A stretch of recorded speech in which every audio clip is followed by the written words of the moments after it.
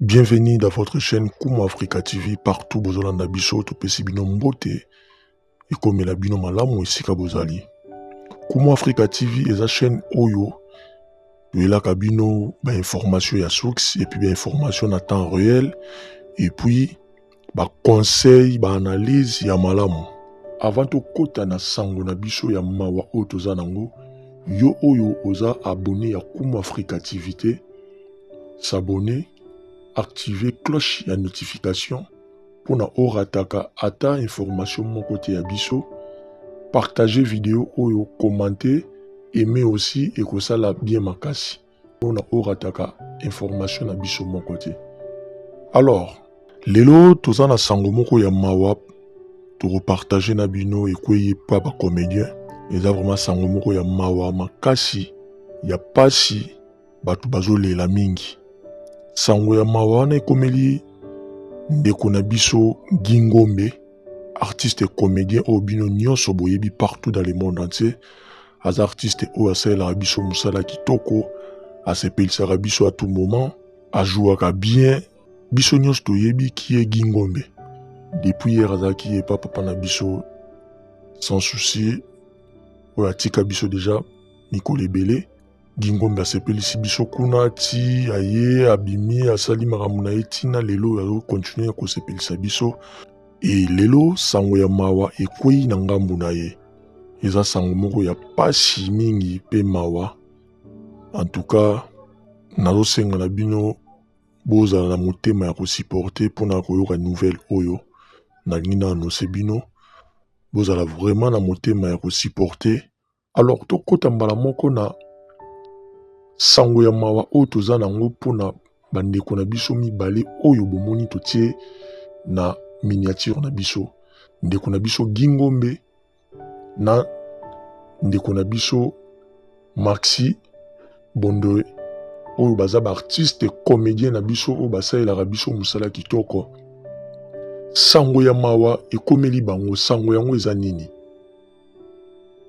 Artiste na biso oyo biso nyonso toyebi na kombo ya Maxi Bondoe, biso nyonso toyebi ye, toyebi ki ye Maxi.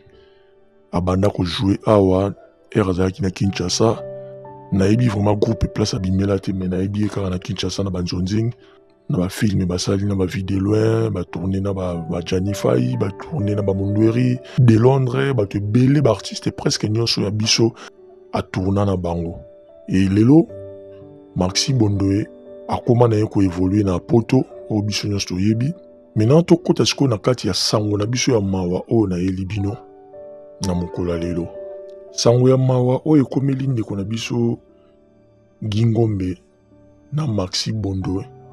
Biso nyonso toyebi ndeko na biso Guy, si ma mémoire est bonne, abalaki na 2022. Soki na bosani te, entre 2021 ou 2022, ndeko na biso Guy Ngombe autaki kobala. Abalaki mwasi na ye oyo topesi ye mbote esika azali na pasi na motema, topesi ye mbote. Guy Ngombe asali foyer na ye ezo évoluer très bien.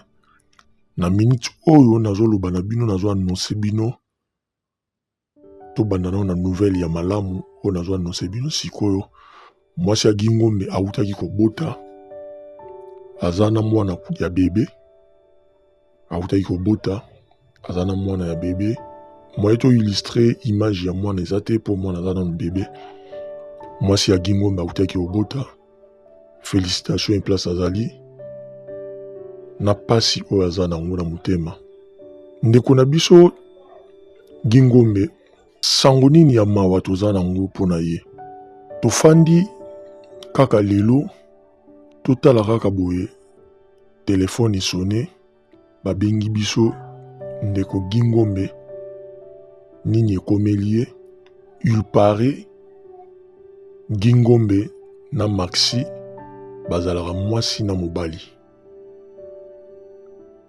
Wana nouvelle oyo ekomeli biso lelo, epesi pasi mingi. Pasi nango eza nini? Biso nyonso toyebi Guy Ngombe aza papa, parent moko responsable na ndako na ye, na mwasi na ye na bana. bafandi na foyer na bango evoluaka kitoko. Subitement tomoni mbala moko telefone esone sango ye Gingombe bazalaka mwasi na mobali na Maxi. Biso nyonso toyebi Maxi aevoluaka na ye na poto e tomonaki artiste na biso ya monene oyo autaki kotika biso, yaya na biso, leki na biso, papa na biso, ndeko na biso na kombo ya Jani Fai autaki kotika biso mikolo euti koleka. Motema ne pema na kimie place azali. Tomonaki ndenge Maxi azalaki na mawa na motema, amemaki vraiment charge wana na motema na ye, abandaki kolela tout moment, ba émission par-ci par-là, aye koya na Kinshasa corps ya Jani Fai eyaki kin, ayaki kolanda pe ebembe, akendaki na famille, akutanaki na mama ya Jani, akutanaki na bana, atikelaki bango mwa quelque chose. Toye koyoka Maxi abandaka kobima na Jani Fai. Yango bomoni abandaki kolela makasi bongo, amipesaki na makambo ya ndenge na ndenge ebele. Mena nouvelle sikoyo toyeli bino eza boye. Tobandi kote ya ndeko na biso Gingombe. Ndeko na biso Gingombe na Maxi baza ata na relation moko te ya bolingo. Boyokanga bien. Baza ata na relation moko te ya bolingo. Gingombe basolaka bien na Maxi ndenge asolaka na batu nyonso. Basolaka très bien na Maxi na ndenge kaka ya musala oyo esangisa bango, basolaka très bien. Maxi toyebi ye azalaka toujours gentil na batu. Ye asekaka era koseka, alelaka na baninga era kolela, apartageaka toujours na batu. Voilà pourquoi bomonaki era ya kikini awa azalaki na batu nyonso oyo azalaki na bango, apartage na oyo akoki opartage na bango. Mais mokili lokola elingaka komona batu mibale bazali place moko te, ekomaka kaka oyo wana omoni batongaki. Omoni tala kutu lisolo bando obeta tande baotia minoko omoni te baotanga kombo ya fulani ti. Omoni te yoyebi te bango mibale babima bala mwasi na mobali, mais oza ata na preuve moko te. Donc toye confirmer bino, dénoncer makambo oyo bozomona etamboli na réseaux sociaux ke Gingombe bazalaka mwasi na mobali na Maxi. Eza information ya lokuta batikala kozala ta na relation moko te. De même aussi côté ya Maxi batikala kozala na relation moko te ya mwasi na mobali na ndeko na biso Jani Fai oyo autaki kotika biso. Maxi azalaki mutu oyo Jani abandaki kopartage na ye à tout moment. Toza na bandeko oyo bayebanaka na Jani, banda kosola bien na Jani, babetela biso mpe mwa masola Jani par rapport ya vie na ye ndenge andoleka kuna. Tout moment bandoyisa biso ka kutu basolaki na ndeko na ye wana oyo artiste mosusu wana wazala pembe wana nani Maxi. À tout moment bato bando parler toujours na kombo ya Maxi. Banda azalaki mutu oyo na kote bana mibali toyebi bapeti ya Jani oyo azalaki na bapeti na ye, toyebi bapeti na ye nyonso banda oyo na bango na bakamarade na ye oyo azalaki na bango vraiment proche oyo bandaki kopartage na ye pe makambo nyonso bazalaki nango. Mais côté ya bana basi, la seule personne oyo bandaki kopartage à tout moment s'il y a un problème ezalaki ndeko na biso Maxi. Nde babandaki kopartage à tout moment na ye, aya Jani tala boye, aya Jani kosala boye te, ya Jani omoni likambo kende nango boye, leki na ngai Maxi tala problème naza nango tala boye. Donc aza la seule personne oyo bandaki kopartage na Jani. En tout cas Jani abandaki kobombela ye eloko moko te na makambo na ye nyonso ndenge bandoko passe na vie na ye oyo andaki komene kuna na France. Biso nyonso toyebi baréalité oyo epasaki na vie ya ndeko na biso Jani avant tika biso toyebi baréalité wana nyonso. Inutile to relate makambo wana awa parce que yango te moto eza problème na biso, yango te moto eza sujet na biso. Et lelo lokola bato mokili balinga komona deux personnes basangana te, kaka ndeko na biso Jani akufi ekomi mamoko bomoni te ndenge azolela makasi, mokaisi azolela nini, azolela mobali na ye akeiti. Or que ce n'est pas ça. Ce n'est pas ça. Ndeko na biso Maxi azolela amour oyo azalaki na mwa vers yaya na ye ndeko na ye artiste azolela azoraisonner ndenge bandeko jouer air bazalaki na Kinshasa azoraisonner ndenge bazalaki kuna bazojouer bamonanaka tout moment yaya na ye partageaka na ye makambo ya bana ya mwasi na ye tala boye tala ngana la brine mikolo boye nyonso wana oyebi comment esalaka kozanga mutu oyo bomesanaki na ye bozalaki na epuis na mboka mopaya boyebi comment pasi wana ezalaka epuis Maxi eza ndenge na ye eza kaka epai ndeko na biso Jani te tomona ngo epa bacomédien mosusu oyo bakufa eza na comédien moko awuta ya kokufa awa nabosani nde nkombo ezokimanga mekoya nabosani nkombo na ye Maxi ayaka kini parce que bazalaka na relation ya malamu na artiste comédien wana akufa bazala vraiment na relation malamu banda kosolola bajouane pe air azalaka na Kinshasa ayaka matanga na ye. Donc ce qui est vrai Maxi a partagé na batu ou akoki ko partager alilaka na batu asekaka na batu kande Bible loba to sekana ba o bazo seka to lela pe na ba o bazo lela.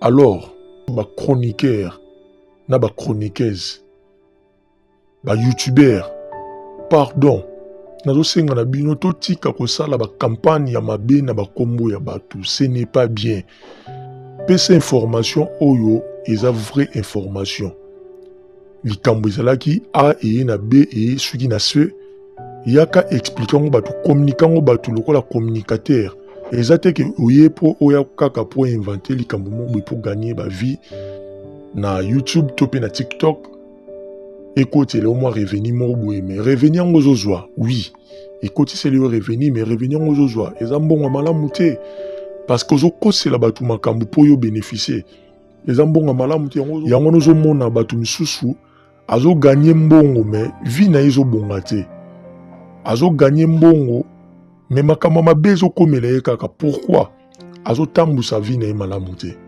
bandeko na biso ba congolais na ba congolaise totika ki mutema mabe oyo eza bien te totika ki mutema mabe oyo eza bien te bozo mona ngote ke tozo bebisa vie ya ndeko na biso Maxi bozo bebisa réputation na ye eza kitoko te soki mobali na yo ki makamba boye aza mutu ako raisonner akoki ko raisonner lelo ndeko na biso Maxi bakabwani na molonga nino bazalaka na ye yo ko gagner nini de même aussi na côté ya ndeko na biso Gingombe lelo mwasi na ye amoni ba asekeza mamba solo ngai su na yo te na sengi divorce oko gagner nini pourquoi bozo lingaka bokotisa mabe na kati ya ba foyer ya bandeko na biso eza kitoko te botika foyer ya ndeko na biso Gingombe efanda kimia botika foyer ya ndeko na biso Maxi efanda kimia baza bandeko na biso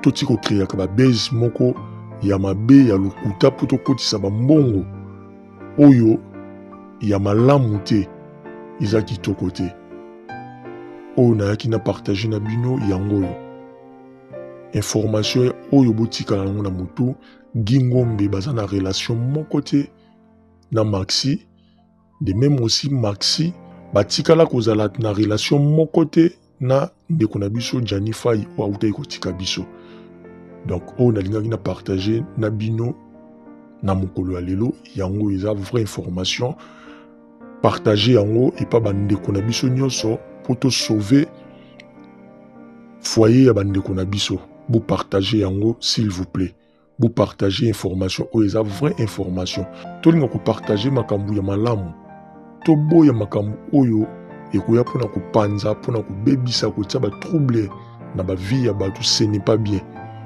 vous partager vous commenter vous aimer toza na besoin ya ba suggestion na bino ba suggestion na bino wana o bo komela biso na ba message yango iko sala tango mususu et sauver image ya bandeko na biso ba artiste o tozalaki nango na Kumu Africa TV ya ko partager na bino yango yo.